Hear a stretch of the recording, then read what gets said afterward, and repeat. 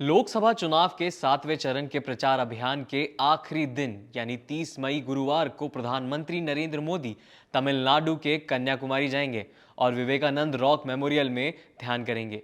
Media reports की माने तो प्रधानमंत्री नरेंद्र मोदी रॉक मेमोरियल के ध्यान मंडप में 30 मई की शाम से 1 जून की शाम तक दिन रात मेडिटेशन करेंगे। इसी जगह पर स्वामी विवेकानंद जी ने 3 दिन तक ध्यान किया था और एक विकसित भारत का सपना देखा था। प्रधानमंत्री नरेंद्र मोदी के कन्याकुमारी के रॉक मेमोरियल पर ध्यान लगाने की खबर के सामने आने के बाद विपक्ष हमलावर हो गया है। राज्यसभा सांसद और पूर्व कांग्रेस नेता कपिल सिब्बल ने कहा कि अगर पीएम महाप्रायश्चित करने जा रहे हैं तो अच्छा है, क्योंकि जिस इंसान को विवेक का अर्थ ही नहीं पता वो क्या ध्यान लगाएगा।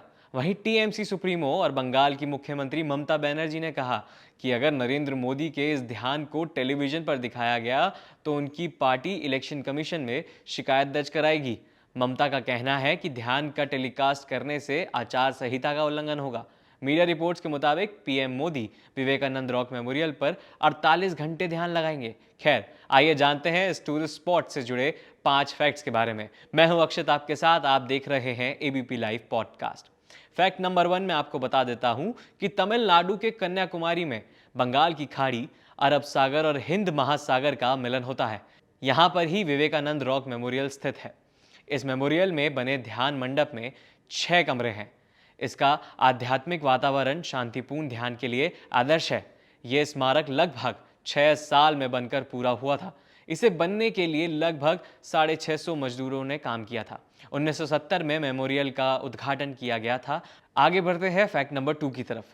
फैक्ट नंबर 2 में आपको बता दूं कि ध्यान मंडप वही जगह है जहां करीब 130 साल पहले स्वामी विवेकानंद ने ध्यान लगाया था। कहा जाता है कि अमेरिका में 1893 में धर्म सम्मेलन में जाने से पहले विवेकानंद को यही ज्ञान मिला था। उन्हें यह पता चला था कि जीवन का मूल्य क्या है। विश्व कल्याण का सामर्थ्य सिर्फ भारत के पास है। इसी चट्टान का स्वामी विवेकानंद के जीवन पर गहरा प्रभाव पड़ा था। लोगों का मानना है कि जैसे सारनाथ गौतम बुद्ध के जीवन में विशेष स्थान रखता है क्योंकि उनको वहां बौद्ध या ज्ञान प्राप्त हुआ था, वैसे ही यह चट्टान स्वामी विवेकानंद के जीवन में भी वैसी ही खास स्थान रखती है क्योंकि यहाँ उन्होंने विकसित भारत का सपना देखा था।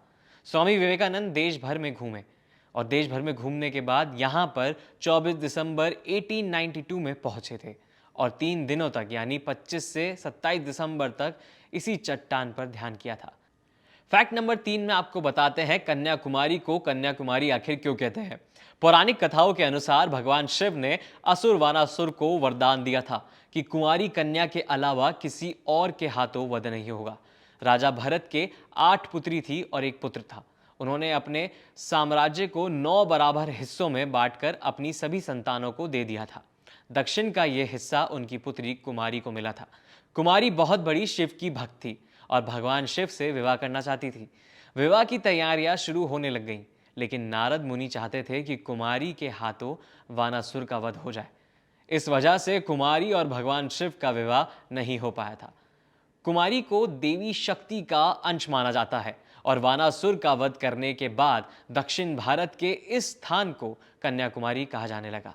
समुद्री तटों पर कुमारी देवी का मंदिर है जहां देवी पार्वती की कन्या रूप में पूजा की जाती है। इस मंदिर में प्रवेश के लिए पुरुषों को कमर से ऊपर के वस्त्र उतारने पड़ते हैं। विवाह संपन्न ना हो पाने की वजह से शादी के बचे हुए दाल चावल कंकड़ बन गए और ये कंकड़ समुद्र तट की रेत में दाल और चावल के आकार में बड़ी मात्रा में देखे जा सकते हैं। फैक्ट नंबर 4 में आपको बता दें कन्याकुमारी के चमत्कार शक्तिपीठ के बारे में। इस स्थान को श्रीपद पराई के नाम से जाना जाता है। धार्मिक मान्यताओं के अनुसार इस स्थान पर देवी पार्वती ने एक पैर पर बैठकर भगवान शिव की प्रतीक्षा की थी। यहाँ पर कुमारी देवी के पैरों के निशान हैं जो ठीक विवेकानंद रॉक मेमोरियल के सामने है। कन्याकुमारी में कन्या आश्रम स्थल पर एक शक्तिपीठ भी है जहां माता सती का पृष्ठ भाग गिरा था। और जाते जाते फैक्ट नंबर 5 की भी बात कर लेते हैं।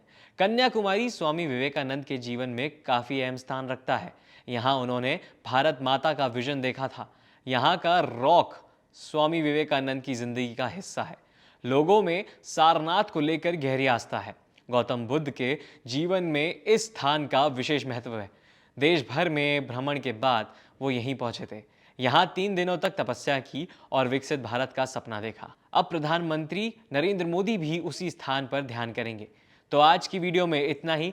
मिलेंगे जल्द एबीपी लाइव पॉडकास्ट पर। अगर वीडियो अच्छी लगी हो तो इसे लाइक शेयर करें और सब्सक्राइब करें एबीपी लाइव पॉडकास्ट को।